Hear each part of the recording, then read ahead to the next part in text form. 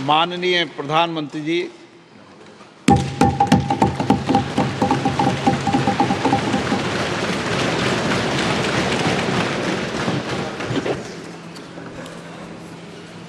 आदरणीय अध्यक्ष महोदय,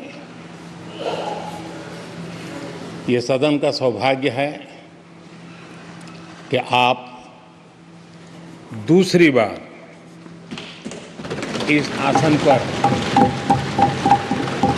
विराजमान हो रहे हैं। आपको और इस पूरे सदन को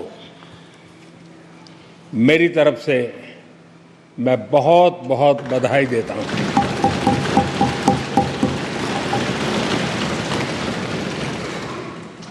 आदरणीय अध्यक्ष जी, मेरी तरफ से आपको शुभकामनाएं हैं, लेकिन इस पूरे सदन की तरफ से भी आपको अनेक अनेक शुभकामनाएं। अमृत काल के इस महत्वपूर्ण कालखंड में दूसरी बार इस पद पर विराजमान होना बहुत बड़ा दायित्व आपको मिला है और आपका 5 वर्ष का अनुभव और आपके साथ हम लोगों का 5 साल का अनुभव, हम सबका विश्वास है कि आप आने वाले 5 साल हम सबका मार्गदर्शन भी करेंगे और देश की आशा अपेक्षाएं पूर्ण करने के लिए ये सदन अपना दायित्व निभाने में आपकी बहुत बड़ी भूमिका रहेगी।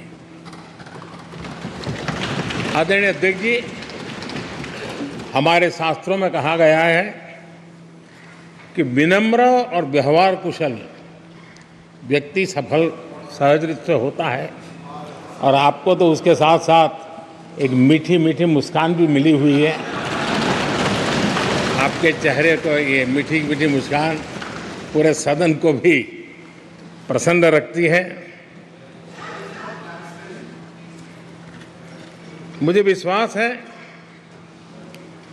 आप हर कदम पर नए प्रतिमान, नए कीर्तिमान गढ़ते आए हैं।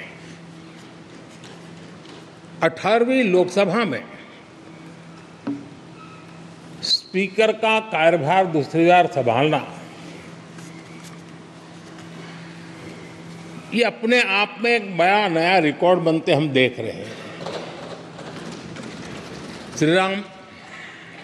श्री बलराम जाखड़ जी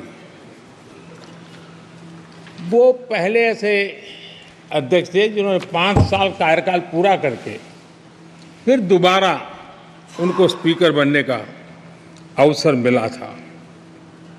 उसके बाद आप हैं जिन्हें 5 साल पूर्ण करने के बाद दोबारा इस पद पर आसीन होने का अवसर मिला। गत 20 साल का एक ऐसा कालखंड रहा है कि ज़्यादातर स्पीकर या तो उसके बाद चुनाव नहीं लड़े हैं या तो जीत करके नहीं आए हैं। आप समझ सकते हैं कि स्पीकर का काम कितना कठिन है कि उसके लिए दोबारा जीतना मुश्किल हो जाता है, लेकिन आप जीत करके आए हैं, इसके लिए एक नया इतिहास आपने गढ़ा। आदरणीय अध्यक्ष जी, इस सदन में ज़्यादातर हमारे सभी माननीय सांसद आपसे परिचित हैं, आपके जीवन से भी परिचित है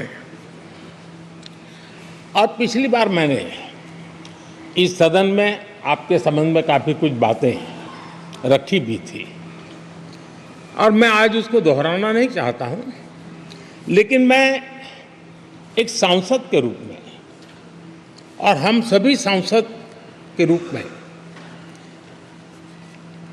आप जिस प्रकार से एक सांसद के नाते काम करते हैं, ये भी जानने योग्य है और बहुत कुछ सीखने योग्य है। मुझे विश्वास है कि आपकी कार्यशैली एज ए सांसद भी, हमारे जो फर्स्ट टाइमर सांसद हैं, हमारे युवा सांसद हैं, उनको जरूर प्रेरणा देगी। आपने अपने कार्यक्षेत्र में, संसदीय क्षेत्र में स्वस्थ मां और स्वस्थ शिशु एक कमिटमेंट के साथ जो अभियान चलाया है, और सुपोषित मां, इस अभियान को आपने जिस प्रकार से अपने क्षेत्र में प्राथमिकता देकर के खुद को इन्वॉल्व करके किया है, वो वाकई प्रेरक है। आपने कोटा के ग्रामीण क्षेत्रों में हॉस्पिटल ऑन व्हील्स, ये भी एक मानव सेवा का उत्तम काम, जो राजनीतिक कामों के सिवाय करने वाले कामों में आपने चुना है, वो भी अपने आप में गांव-गांव लोगों को स्वास्थ्य सेवाएं पहुंचाने में मदद कर रहा है। आप नियमित रूप से गरीबों को कपड़े, कंबल, मौसम के अनुसार छाता की जरूरत है छाता, जूते, ऐसी अनेक सुविधाएं समाज के आखिरी तबके के जो लोग हैं उनको खोज करके पहुंचाते हैं। खेलों में प्रोत्साहन देना आपके क्षेत्र के युवकों में, यह आपने एक प्राथमिकता के रूप से काम उठाया है। आपके पिछले कार्यकाल में 17वीं लोकसभा में मैं कहता हूं कि संसदीय इतिहास का वो स्वर्णिम कालखंड रहा है। आपकी अध्यक्षता में संसद में जो ऐतिहासिक निर्णय हुए हैं, आपकी अध्यक्षता में सदन के माध्यम से जो सुधार हुए हैं,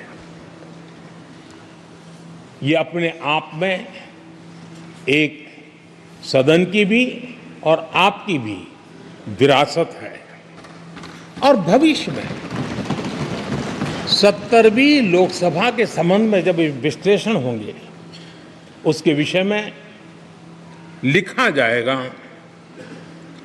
तो भारत के भविष्य को नई दिशा देने में आपकी अध्यक्षता वाली 70वीं लोकसभा की बहुत बड़ी भूमिका रही है। आदरणीय अध्यक्ष जी, 17वीं लोकसभा में नारी शक्ति वंदन अधिनियम 2023, जम्मू कश्मीर पुनर्गठन विधेयक, भारतीय न्याय संहिता, भारतीय साक्ष्य बिल, भारतीय नागरिक सुरक्षा संहिता, सामाजिक सुरक्षा संहिता, digital personal data protection bill, Muslim महिला विवाह अधिकार संरक्षण विधेयक, transgender persons protection of rights bill, consumer protection bill, direct tax विवाद से विश्वास विधेयक, सामाजिक, आर्थिक और राष्ट्रीय महत्व के ऐसे कितने ही महत्वपूर्ण ऐतिहासिक कानून 17वीं लोकसभा में आपकी अध्यक्षता के अंदर इस सदन ने पारित किए हैं और देश के लिए एक मजबूत नींव बनाई है। जो कार्य आजादी के 70 साल में नहीं हुए, आपकी अध्यक्षता में इस सदन ने इसको करके दिखाया। आदरणीय अध्यक्ष जी, लोकतंत्र की लंबी यात्रा में कई पड़ाव आते हैं। कुछ अवसर ऐसे होते हैं जब हमें कीर्तिमान स्थापित करने का सौभाग्य मिलता है। 17वीं लोकसभा में उपलब्धियां, मुझे पूरा विश्वास है देश आज भी और भविष्य में उसका गौरव करेगा। आज देश अपनी आकांक्षाओं की पूर्ति के लिए भारत को आधुनिक बनाने की दिशा में जब हर तरह से प्रयास हो रहे हैं, मैं मानता हूं कि ये नया संसद भवन भी अमृतकाल के भविष्य को लिखने का काम करेगा और वो भी आपकी अध्यक्षता में। नए संसद भवन में हम सबका प्रवेश आपकी ही अध्यक्षता में हुआ और आपने संसदीय कार्यप्रणाली को प्रभावी और जिम्मेदार बनाने का कई महत्वपूर्ण फैसले लिए हैं और इसलिए लोकतंत्र को मजबूती देने में मदद मिली है। लोकसभा में हम पेपरलेस डिजिटल व्यवस्था से आज काम कर रहे हैं। पहली बार आपने सभी माननीय सांसदों को ब्रीफिंग के लिए एक व्यवस्था खड़ी की। इससे सभी माननीय सांसदों को भी आवश्यक रेफरेंस मटेरियल मिला। उसके कारण सदन की चर्चा अधिक पुष्ट हुई और ये आपका एक अच्छा इनिशिएटिव था जिसने सांसदों में भी विश्वास पैदा किया। हाँ, मैं भी कुछ कह सकता हूँ, मैं भी अपने तर्क दे सकता हूँ। तो एक आपने अच्छी व्यवस्था को विकसित किया है। आदरणीय अध्यक्ष जी, G20 भारत की सफलता के एक महत्वपूर्ण पृष्ठ है, लेकिन बहुत कम चर्चा हुई है, वो है P20 और आपके नेतृत्व में G20 देशों के जो पीठासीन अधिकारी हैं, स्पीकर्स हैं, उनका सम्मेलन आपकी अध्यक्षता में हुआ और अब तक P20 के जितने सम्मेलन हुए उसमें ये ऐसा अवसर था कि दुनिया के सर्वाधिक देश आपके निमंत्रण पर भारत आए और बहुत ही उत्तम प्रकार के निर्णय उस समिट में हुए और उसने विश्व में भारत की लोकतंत्र की जो प्रतिष्ठा है उसको गौरव देने में बहुत बड़ा रोल अदा किया है। आदरणीय अध्यक्ष जी, ये हमारा भवन ये सिर्फ 4 दीवारें नहीं है। हमारा ये संसद 140 करोड़ देशवासियों की आशा का केंद्र है।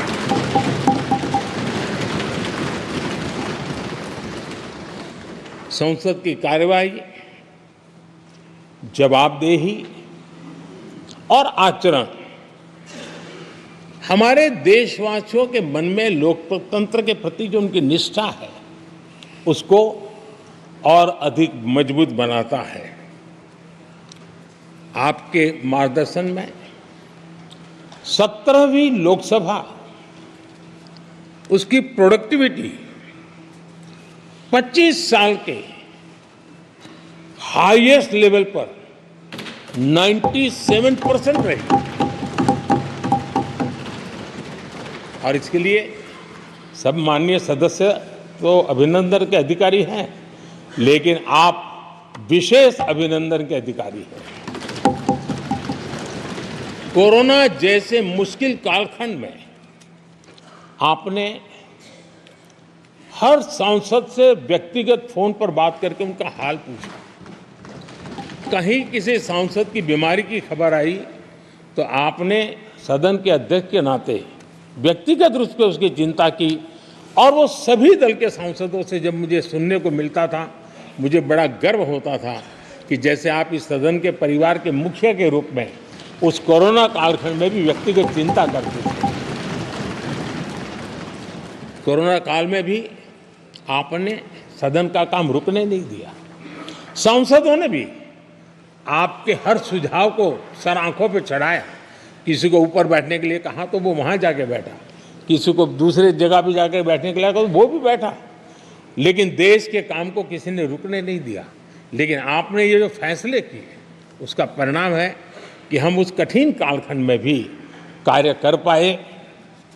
और एक खुशी की बात है कि कोरोना काल में सदन ने 170% प्रोडक्टिविटी, ये अपने आप में दुनिया के लिए एक बहुत बड़ी खबर है। आदरणीय अध्यक्ष जी, हम सब चाहते हैं कि सदन में आचरण, सदन के नियमों का पालन हम सब करें, और आपने बड़े सटीक तरीके से, संतुलित तरीके और कभी कभी कठोरता के साथ भी फैसले लिए हैं। मैं जानता हूं कि ऐसे निर्णय आपको